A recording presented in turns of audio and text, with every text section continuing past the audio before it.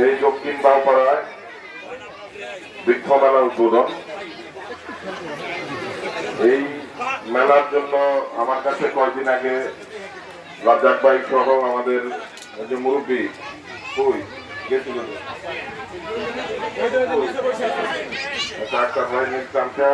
গিয়েছিল, গিয়া বলছে যে এনে আসছি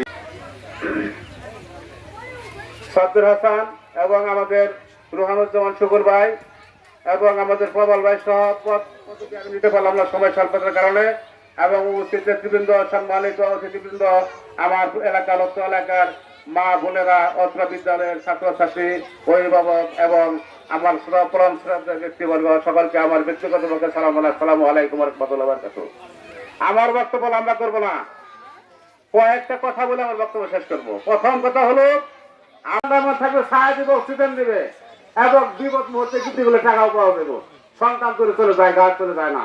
এই জন্য গাছকে লালন করবেন, পরিচর্যা করবেন, এই লাল গাছের কথা। আরেকটা কথা হলো, আমরা যাকে আজকে পেয়েছি উনি তো আমাদের নির্বাচিত এমপি। আমরা ভোট দিয়ে তাকে এমপি বানাই নাই।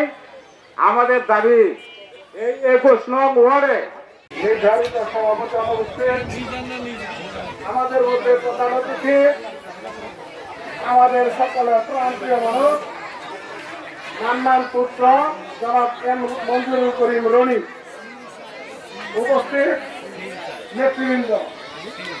আসলে নাম নিতে গেলে সবার নেওয়া উচিত, কিন্তু